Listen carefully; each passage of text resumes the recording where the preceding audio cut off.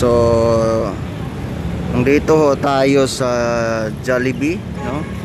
Jollibee Tagum. Yan.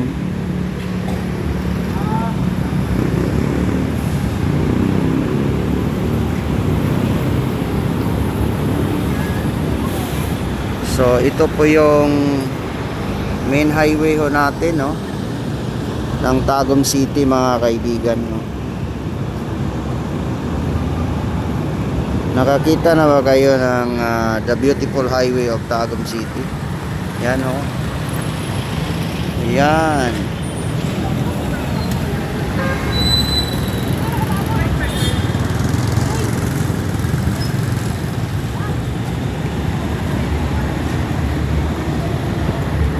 Yan, ho.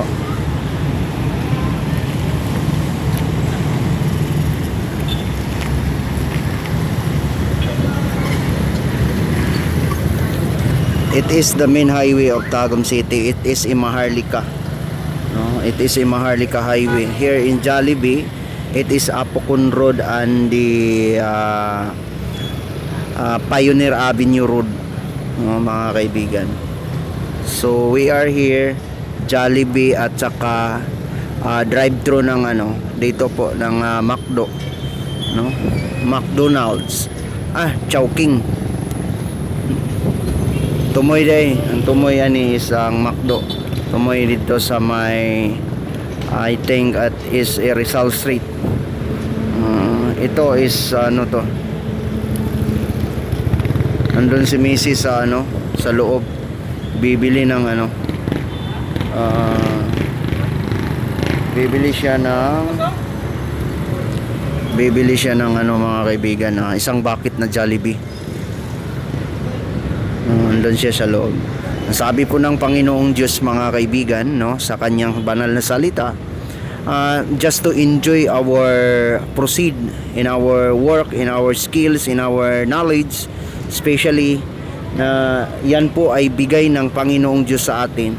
So we are here in Tagum City now. Kung makikita ho natin, may mga dumadaan ho sa ibabaw ng flyover na ito. Ito yun, one of the longest, no? One of the longest flyover here in the Philippines, here in Tagum City, mga kaibigan. It's all about 1.6 kilometers.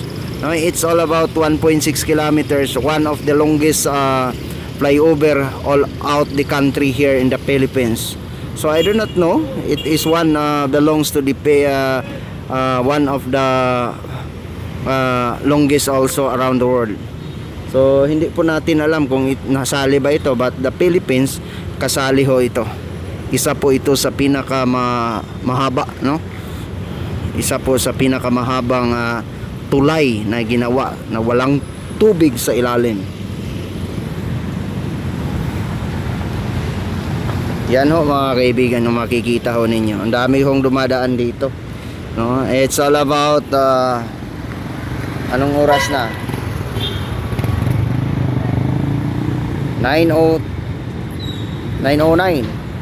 It's all about 9:09 PM of September 26, 2024. So we are here, no, mga kaibigan.